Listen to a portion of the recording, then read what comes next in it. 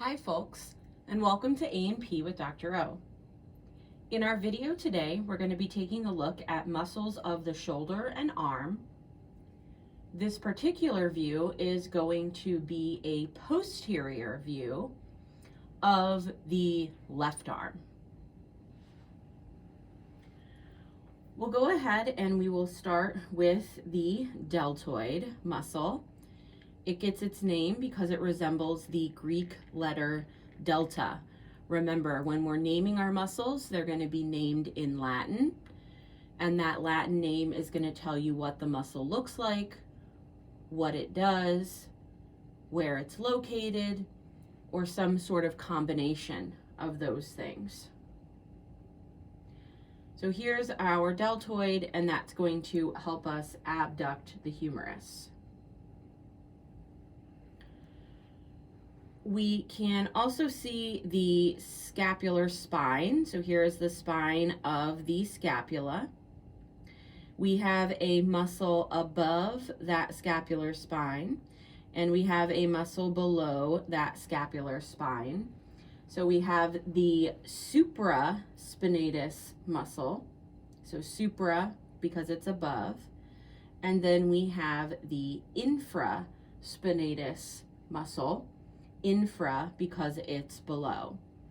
And if we remove the deltoid, we can see that a little bit better.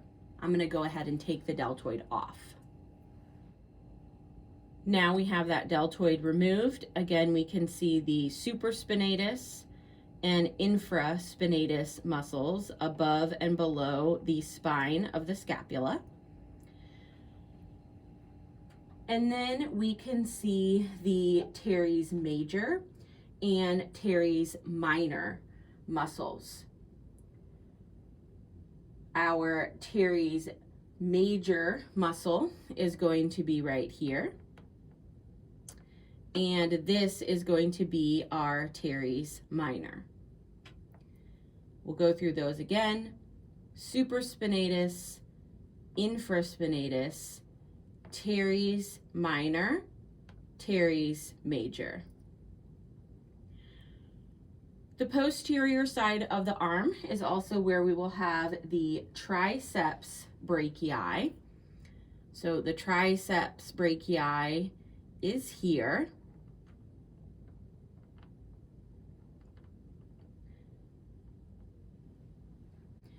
And then we can also see the brachialis, which is right here.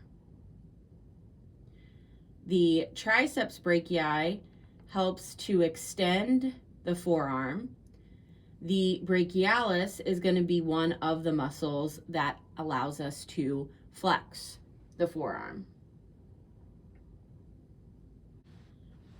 In this view, we can also see the extensor digitorum, and extensor because it's going to extend, and digitorum because it's extending the digits here.